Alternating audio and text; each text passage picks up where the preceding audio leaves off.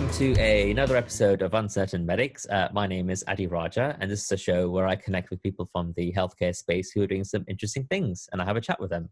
And today we have Dr. Yusef Smith. Adi, great to chat. How you doing? Thank you. Thank Very you for well. coming on. So do you want to give our viewers a bit of a background in terms of who you are and what you're doing? Sure. So my name is Yusef. I have been working as a junior doctor for the last 2.5 years.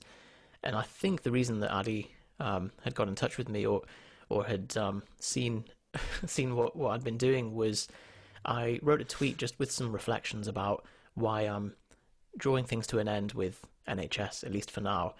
And it went a bit unexpectedly viral, which was an interesting experience. We can definitely chat about the yeah, for sure. how it feels to go viral as well. But yeah, so currently I'm focusing on the business, which I do full time at the moment.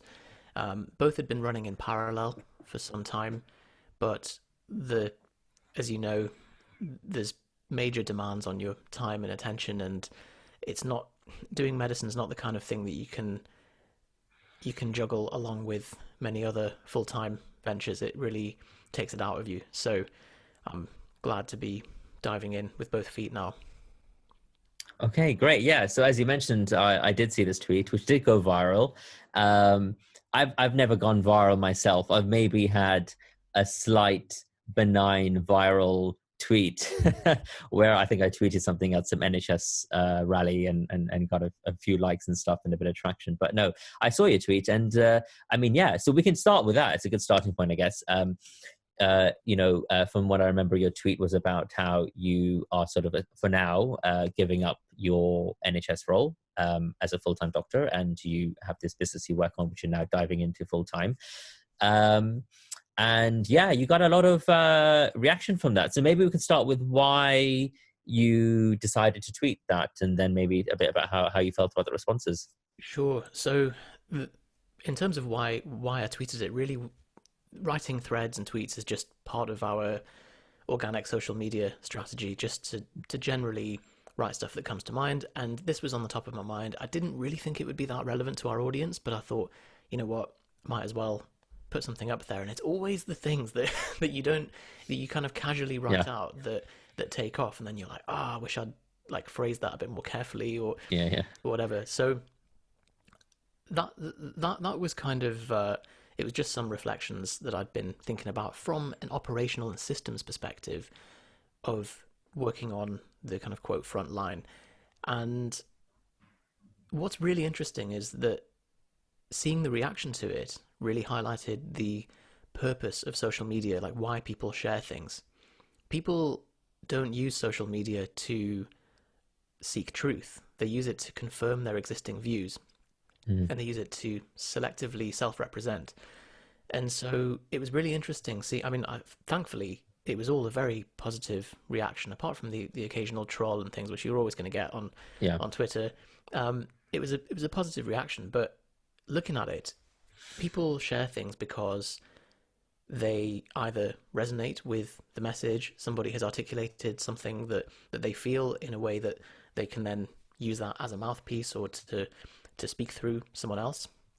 Or also, if someone is pro NHS or anti-Tory or any of these kind of politicized driving forces that someone wants to be able to throw rocks at their enemies and say, look, Boris, like, look what you've done, this person's leaving. And it wasn't really intended to be a political statement, but it's interesting to see how people will use something and share it if it suits their message, suits how they want to represent.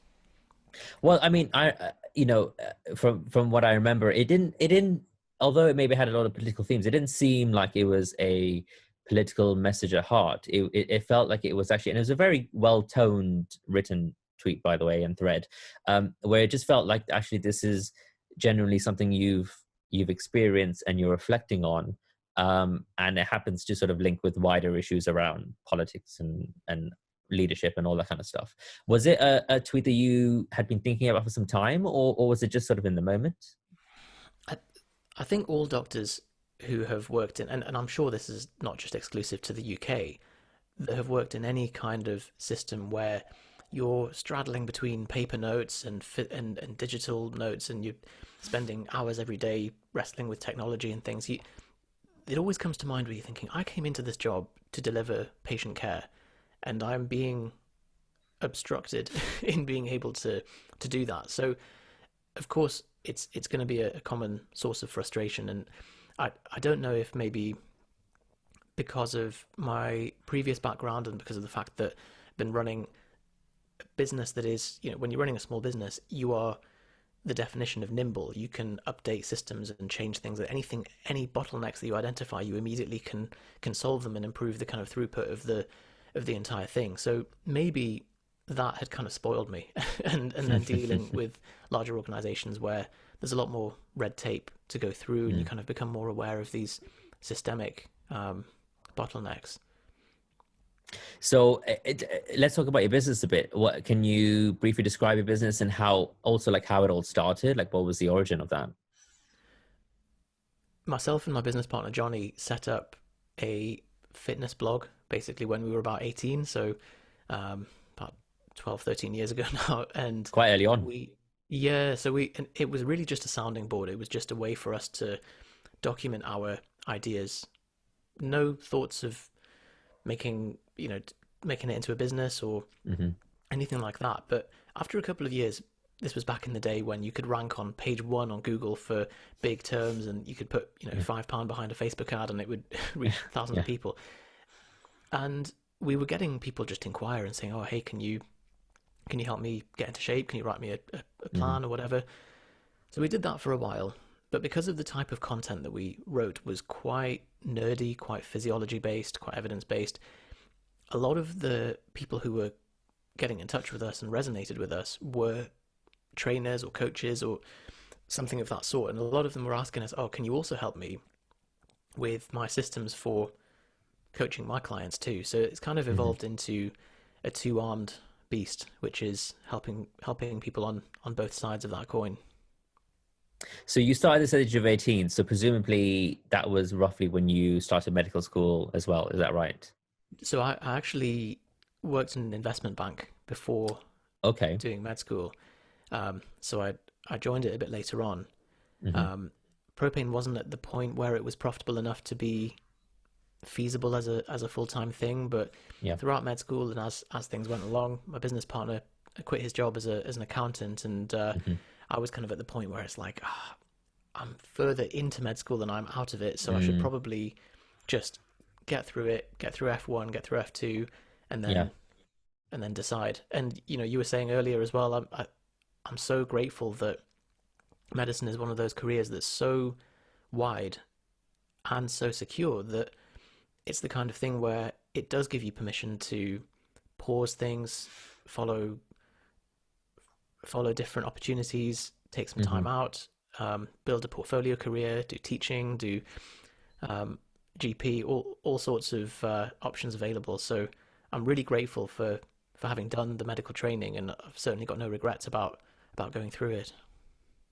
Well, I mean, that's quite a refreshing way of looking at it, which I think is something that people perhaps it would be good for them to sort of see that perspective more and more. Because I think back in the day, or when I was in med school, it was a case of you have to go to med school, then you have to get your training done. You got your 10 years of training in sort of various levels, and then you become a consultant, and then that's when you take a deep breath and relax. And so I sort of did the first 4 or 5 years, and then I basically I want to say quit or took a break. It was just, it all became too much with the exams and everything else. And I actually wasn't doing anything creative at the time. And I sort of built that up once I took a break and had a chance to sort of think a little bit. But then now I'm coming back into training for my sins, and but I'm now seeing it from a new perspective. Like you say, it is actually a really great career, and it's a career that you can put on hold. You can modify things a bit. I guess if you're not sold on this singular pathway of that endpoint that everyone wants to reach, which we all know, once you reach it, you then realize, what have I been doing all this time?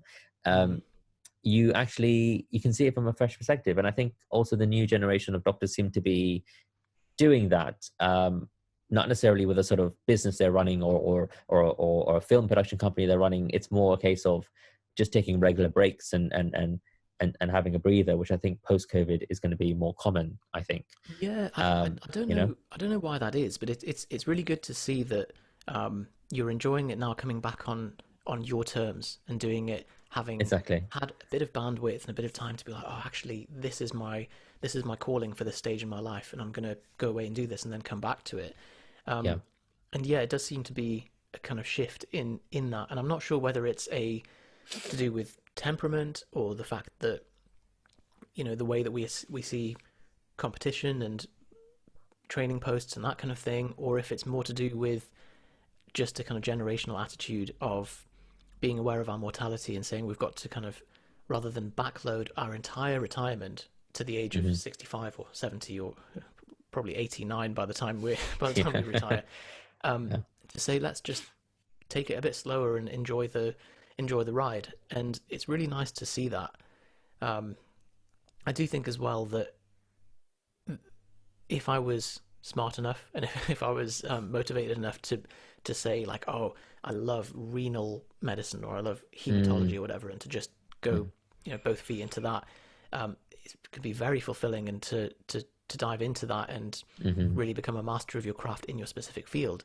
But there's nothing within medicine that jumps out at me like that, and so Mm. you're then faced with the choice of, okay, what is my personal set of attributes of how I want my week to look like or how I want my life to look like Mhm. that suits my particular temperament, and you kind of pointed at that as well, of having a creative outlet, some degree of impact, satisfaction, knowing that that you've got some freedom of time, freedom of location, and the money. And so picking the your kind of personal set of that very much depends on who you are, and probably needs a bit of trial and error to figure it out.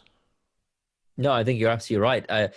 So it's interesting to say you didn't have a specific like specialty or endpoint in mind, and I actually didn't either. Um, and at one point, well, I say at one point last year, I tried to go down the GP route because I think I just want to stay general. Then I guess similar to you, we sort of probably like to do different things and have our fingers in different pies, and probably have a week that looks a bit variable rather than that sort of 9 to 5 in rheumatology or whatever. Um, and yeah, and so I tried to become a GP and it wasn't for me, and so I'm now back into medical training, but I'm sort of heading down the acute medical route, which also still feels a bit like a bit sort of broad, a bit flexible. And the type of people doing it, they weren't people who sort of had that endpoint in mind at the age of 16. Do you think there's something about perhaps people who go into medicine without knowing that endpoint, that maybe there is other aspects to their lives they're not perhaps pursuing and they should? Not to mass generalize the people who have that endpoint, because that's great. If you want to be an academic neurologist, great, go for it, because they're amazing people. But do you think that is part of the reason why you sort of had these other interests, or? I think that's a good question, because you're right. If you want to be academic neurologist, then you you can't just satisfy with 80% of the effort and it'll Hmm. carry you there. You really need to squeeze every clinical hour and get all of the publications under your belt, and it's Yeah. really about achieving the pinnacle of that particular area of interest, and achieving greatness in that. And I really take my hat off to those people, because I just wouldn't have the grit to be top level elite in any Hmm. subspecialty field. But I think with what you said there, the system is maybe set up a little bit cruelly, because by the age of 16 you have to have decided on your kind of life path from an undeveloped prefrontal cortex of saying I like science and I'm a nice person and therefore I Yeah. want to be a doctor. And Yeah. it's completely cruel to then say, right, that's it, you've made your bed now, like off you go for the next Yeah. 40 years, and that's Yeah. your career. Mm. And so I don't know what the solution is, because you've got to get people onto that track early to select your A levels, and then to get into Yeah. or the pre-medical training and all that kind of stuff. But I do wonder whether having a little bit of breathing room, maybe a year or two, the American model perhaps of medicine being done as a postgrad, Hmm. So you have a bit of a chance to say, okay, is this really what I want, or is it the idea of it? And maybe part of the solution is actually making students do a lot more shadowing, not just like Hmm. a day of work experience once in year 11 at school, but Yeah. like several weeks and rotating through different jobs and departments. And I think we've both experienced the kind of serendipity of you do a rotation on a particular ward, and it happens that the team are just lovely, and Mm. because of that, you're like, oh, I really like this specialty. But actually, if you'd Yeah. had a standard experience there, it wouldn't have caught your eye. So, Yeah. um, yeah, I think some of it just has to be experienced rather than pushing people into it. And sorry, just on that point as well, I've there was a great conversation with a professor who was an MBA and some kind of physician, Hmm. and he was talking about the idea of you build your own training program. So rather than Mm. saying I am an acute medical trainee, you pick your own rotations. I don't know how it would work logistically, but you'd say, I'm going to do 6 months of anesthetics and then 6 months of ITU and then 6 months of obs and gynae or whatever. And then the market determines where you get employed. So it's on you. If you pick some random specialties that don't really mesh together, then you're not as employable and the market will kind of figure that stuff out. Hmm. So maybe that's another way of doing it. But I guess by that point, you've already decided you're a hospital medic. Well, yeah, I think it's a case of, like you say, it's building your own career. And I think, I mean, the career outside medicine, I think a lot of us are doing it. And, I'm sure you found that your experiences as a student, as a doctor, are very transferable into your business, things like, leadership, negotiation, people management, all that. Um, but I think the broadness within medicine is still underdeveloped, and there are things now like Caesar training, where you basically, like you say, you basically essentially create your own fellowships over a period of 4 or 5 years, and then you get your big sign off at the end, and you become a consultant, which the GMC now recognizes as the same as CCT. Um, but I think it takes an element of bravery, an element of, yes, I'm going to give this a go. I'm going to spend a few years trying out different fellowships, different rotations, and I'm going to figure out a way, like you say, to make myself marketable to a particular hospital or organization. And you can do it. I think but I certainly felt, and maybe it's something that I still feel, which is why I'm training. If I wanted to, I could have completed my GP training but worked in a hospital as an acute GP and developed some skills in ultrasound and all this kind of stuff and made myself marketable to hospitals. But I guess part of me is like, oh, well, actually, the safety of a training number might be better. Um, so I think the paths are there, but it's hard to kind of tap into that kind of mindset, especially when you're in the system, like you say, which is built with its endpoint in Yeah, mind, you know? this kind of comes back to the your particular palette of preferences for what you want out of your career, I suppose, Hmm. and risk tolerance. Certainly Yeah. within medicine, because of how standardized it is, it's kind of a blessing and a curse, isn't it? Because you can really be excellent, and yet you're rate limited by how rapidly you can progress or how you compensated. But at the same Hmm. time, if you're not excellent, you still get carried by the system, and so there's an upper and lower Yeah. limit to where you're kind of operating in and bouncing between, and that has many advantages and many disadvantages. And so yeah, and I guess this is kind of one of my one of my frustrations with the pay as a doctor, despite the fact that I've not really got a right to complain about the pay because Hmm. it's very transparent. It's available on the internet, and yes, it's public sector, so the free market forces are not applying in Yeah. that sense. But I think for somebody who is, let's say, someone straight out of school, they're not going to be thinking about these things until it's too late. So Hmm.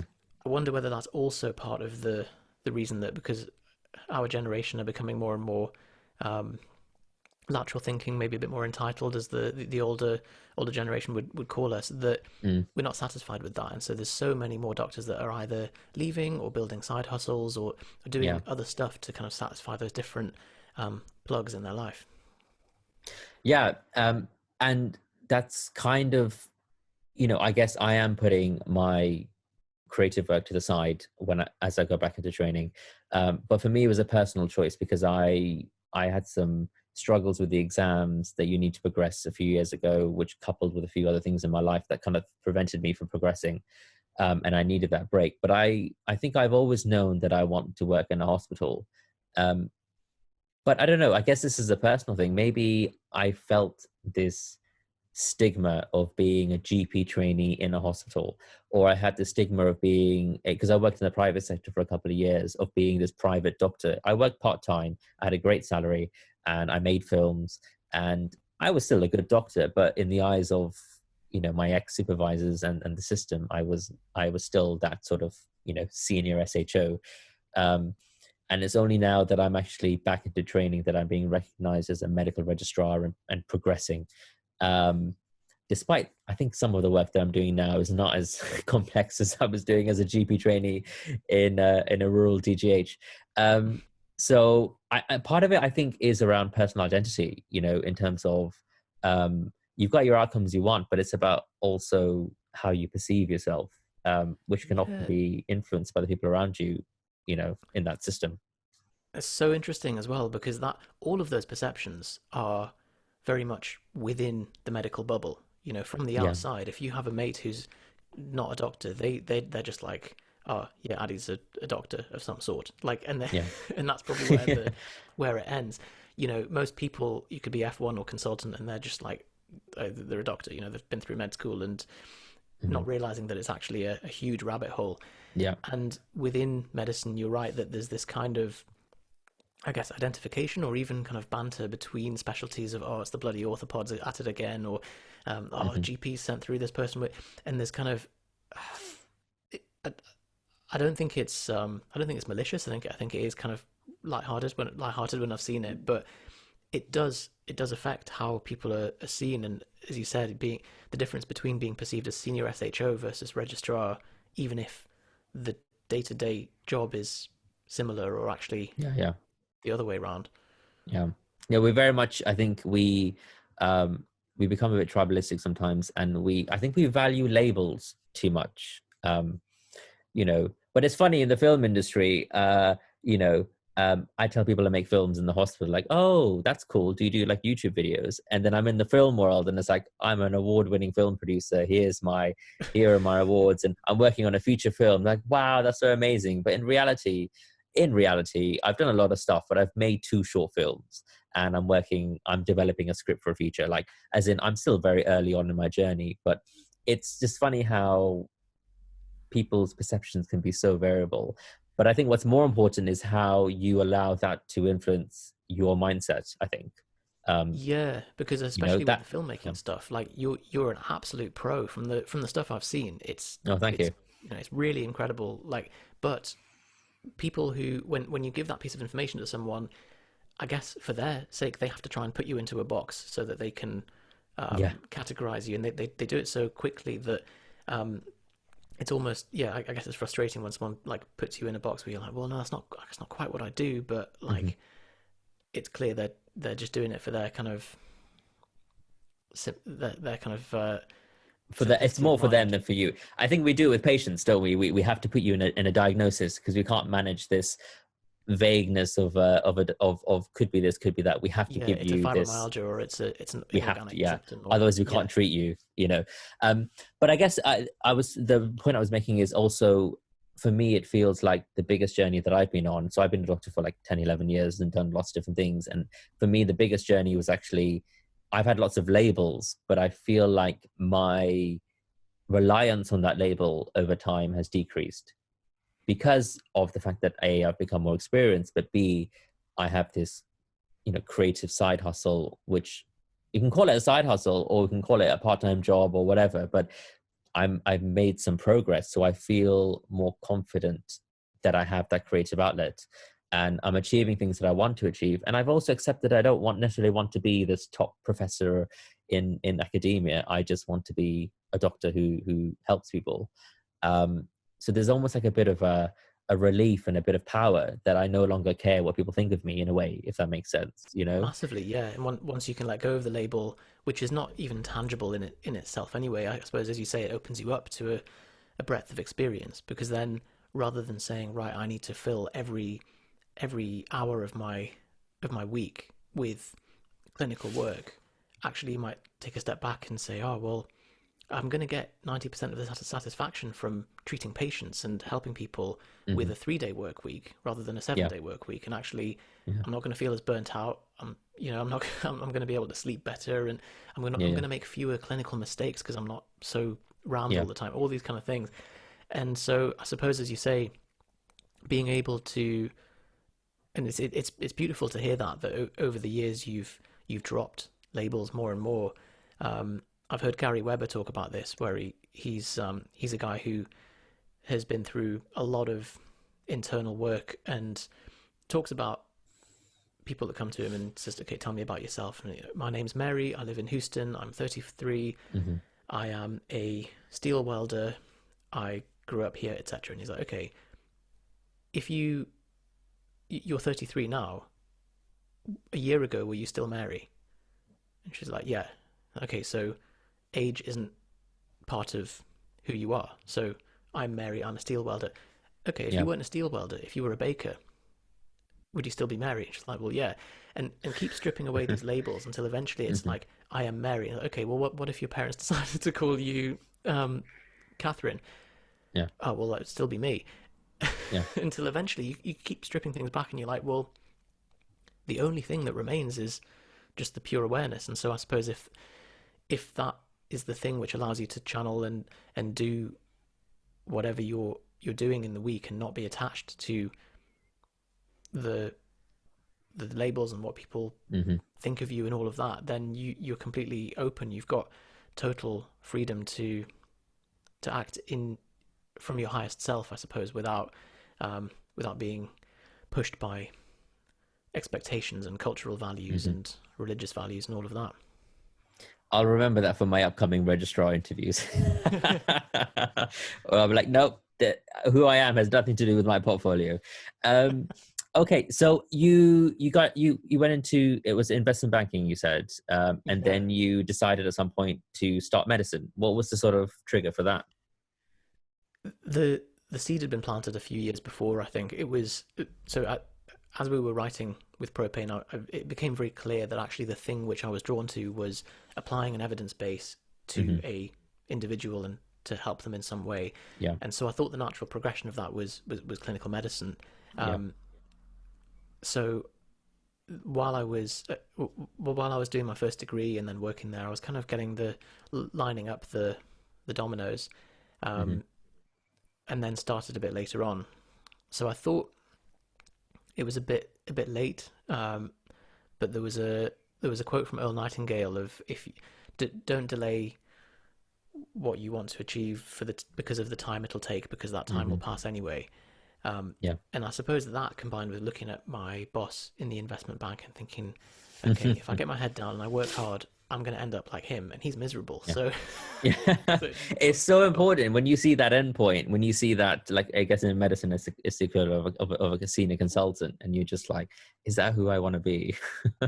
Oh yeah. And it's the most accurate marker, I suppose, as long as they're not miserable because of some non-career related thing. I think it's probably a great metric to look ahead and say. And I suppose that's the mistake you said before, that people often really put their nose to the grindstone and go, okay, I'm going to just bash through training because I want to get to the end, without thinking, oh, actually, is the stress of a daily consultant job what I want? Yeah, exactly.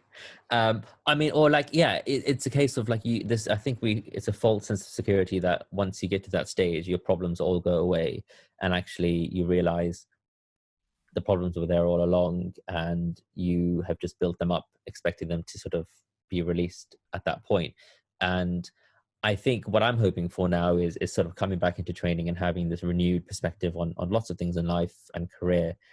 When I get to that stage, I sort of get there in a state where I'm actually like, yeah, this is what I want, but I also have other things that I'm doing, and I have this work-life balance and this creative outlet, and I'm also happy to take a break if I want to, etc., etc.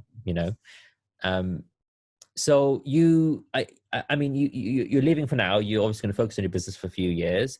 Have you got thoughts about what would happen down the line? Is it a case of you see how you go, or you definitely going to come back, or find some sort of hybrid in between at some point? Do you think? So I'll probably need to set some kind of objective Hmm. criteria for going back. Yeah. I did a GP job in my F2 and loved Hmm. it. Really Okay. enjoyed the type of stuff that comes in, the fact Hmm. that there's much less of the red tape because, Yeah. at the end of the day, you've got a patient load, you see them one after another. There's much less kind of faffing around. Yeah. It felt like, at least. So that would be my plan. But Hmm. I guess the question is bandwidth currently, because Yeah. Yeah. trying to do the business and hospital work was just frying Yeah. my Yeah. brain. You come home after Yeah. a 13-hour shift and it's like, right, laptop open, here we go, like time to start job number two, and it was just You just killing me. can't. No. Yeah. Yeah, so I think opening up some bandwidth and then maybe setting a time limit and saying, okay, either after 5 years or Hmm. if the business doesn't hit X amount profit, Yeah. Yeah. then I'm gonna and hopefully then it makes the decision for me. Um, Yeah. Well, I mean, I have to say, like, GP training is, I did the first year, but just sort of from a lot of I'm sure you know people who are doing it. It seems to be the most flexible and the most sort of um, better pathway, particularly if you have this big other thing you're doing. I mean, it sounds like your business is a very big thing, and it will continue to grow, I'm sure. Um, and is also a sustainable financial model. I can tell you now, filmmaking is not financially sustainable. Well, it can be, but I mean, if I took a business approach to my filmmaking, I would basically just make a lot of corporate videos for organizations in the NHS. But I don't think that's the thing that's driving me. So if I make that my day job, I think I would end up just sort of quitting it altogether. Um, mm, but that's a tough one. yeah, the stuff I want to do is the creative stuff. It's the fiction films, it's the scripts, it's the TV pilots, all that. And I think, I'm happy to sort of do that on the side. And because I do find actually clinical work drives my creativity. So I worked in the private sector, um, and I just didn't feel creative at all. I did GP training and I just didn't find I had the drive. But it's coming back to hospital medicine, just the chaos and the madness. It just gives me all these ideas. But the irony is I I'm don't so have glad as there are much people time. that enjoy that stuff because I think I just find the funny side of it all, but it's so my creative juices are flowing, but I don't have the time to use them. So that's the irony, and that is the issue. But I think if I had a 9 to 5, say a GP job or a clinic based job, I don't think I could go home and write a script. I think I would just, I'd be feeling more tired and worn out. So um, yeah, it's I you've guess we got. all have. Yeah, Well, I mean, yeah, I guess it's the palette of different things, but I think you've got an yeah, amazing amount of self-awareness to say, okay, this is my business venture, and actually, I'm happy to optimize for.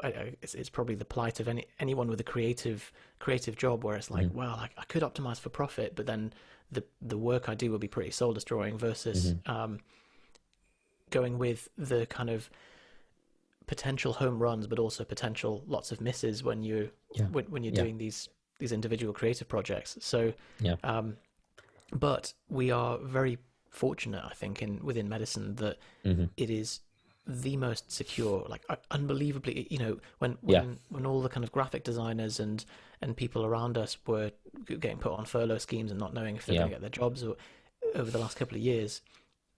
Instead, we were getting emails saying like, loads of locum shifts yeah, available, like please yeah, come and vaccinate, please do this, whatever. So yeah. it's it's kind of the ultimate risk barbell, and it's why I'd always encourage anyone who is working as a doctor to just work on some kind of side hustle. It doesn't have to be Hmm. immediately profitable, but just because you're then exposing yourself to unlimited upside while Hmm. very much fixing your downside, because Yeah.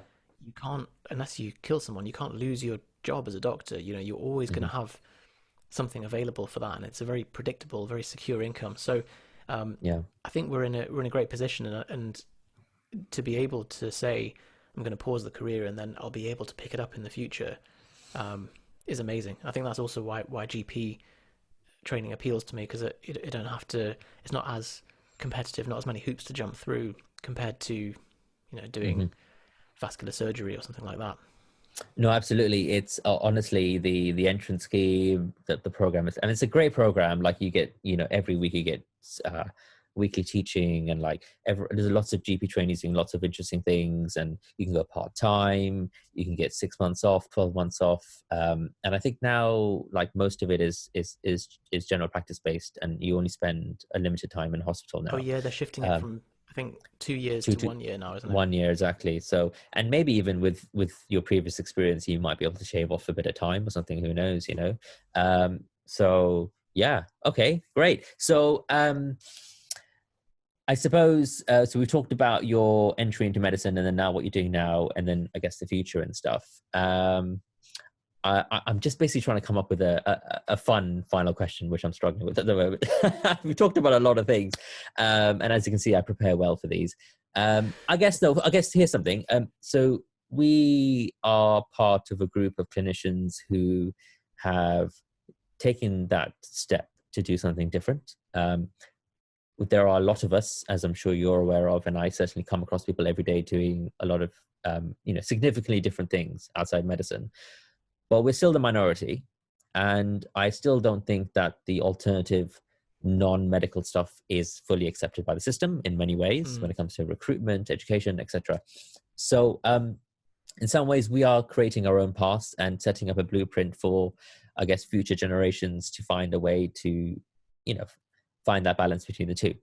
So what would be your advice for somebody in your position? So a junior doctor, you haven't started specialty training, you have a significant side hustle or something big you're doing, and you know you're probably just feeling burnt out from the pandemic and you need a break.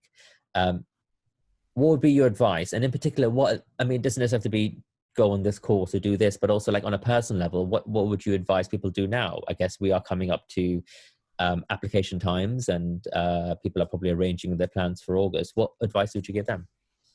I got a lot of questions asking that after posting the thread. A Yeah, huge number of people messaging me saying, I'm, you know, at this stage in my training, or I'm a student or yeah. whatever, and I'm feeling burnt out already. And if it's all right with you, I'm going to have to steal a couple of the things that you said earlier, because I think they were really, Okay, really go for it. wise, which is the letting go of what the expectations are of other people and caring what people think. And obviously that's easier Mm-hmm. said than done. But there's a chapter in a book called Live as Though Your Father Was Dead.